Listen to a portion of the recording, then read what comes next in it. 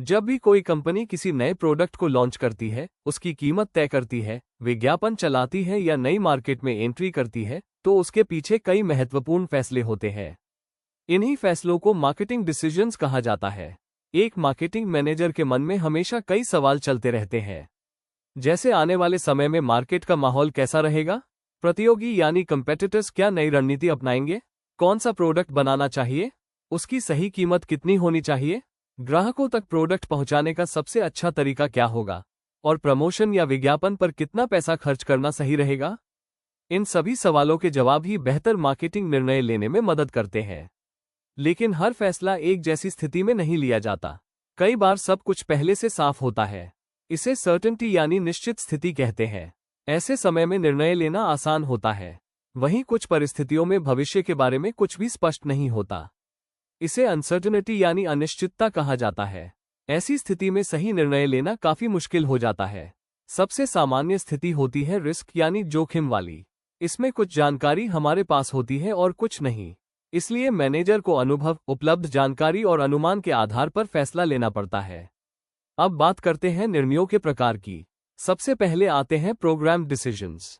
ये वे फैसले होते हैं जो बार बार एक जैसी परिस्थितियों में लिए जाते हैं, जैसे रोजाना की रिपोर्ट बनाना, नियमित ऑर्डर प्रोसेस करना या स्टॉक की जांच करना। इन फैसलों के लिए पहले से नियम और गाइडलाइन बनी होती है, इसलिए इन्हें लेना आसान होता है। दूसरी तरफ होते हैं नॉन प्रोग्राम डिसीजंस। ये फैसले किसी नई या असामान्य समस्या के लिए लिए जाते हैं, जैसे कंपनी को किसी नए देश में बिजनेस शुरू करना हो, कोई नया प्रोडक्ट लॉन्च करना हो या अचानक मार्केट में बड़ा बदलाव आ जाए। ऐसी परिस्थितियों में हर बार नई जानकारी इकट्ठा करनी पड़ती है, समस्या का विश्लेषण करना पड़ता है और उसके बाद निर्णय लिया जाता है। इसलिए एक अच्छा इंफॉर्मेशन सिस्टम इन बदलती परिस्थितियों के अनुसार सही जानकारी उपलब्ध कराता है। अब सवाल ये है कि अगर जानकारी ही गलत या अधूरी हो, तो क्या सही निर्णय लिया जा सकता है? बिल्कुल नहीं। इसलिए किसी भी इंफॉर्मेशन सिस्टम की सबसे बड़ी ताकत उसकी जानकारी की गुणवत्ता यानी क्वालिटी ऑफ इंफॉर्मेशन होती है।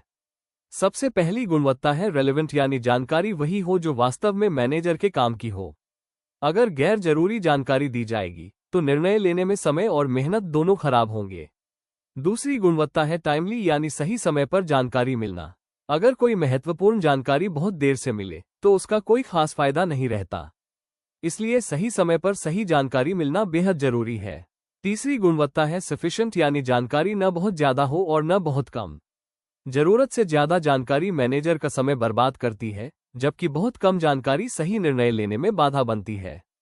इसलिए जानकारी उतनी ही होनी चाहिए जितनी वास्तव में आवश्यक हो। चौथी और अंतिम गुणवत्ता है इजी टू फॉलो, यानी जानकारी को ऐसे तरीके से प्रस्तुत किया जाए कि मैनेजर उसे आसानी से समझ सके। अगर रिपोर्ट बहुत जटिल होगी तो अच्छे डेटा का भी पूरा लाभ नहीं मिल पाएगा। याद रखिए, सही समय पर, सही मात्रा में, सही और आसानी से समझ आने वाली जानकारी ही किसी कंपनी को बेहतर मार्केटिंग निर्णय लेने में मदद करती है। और यही एक प्रभावी मार्केटिंग मैनेजमेंट इंफॉर्मेशन सिस्टम की सबसे बड़ी पहचान होती है।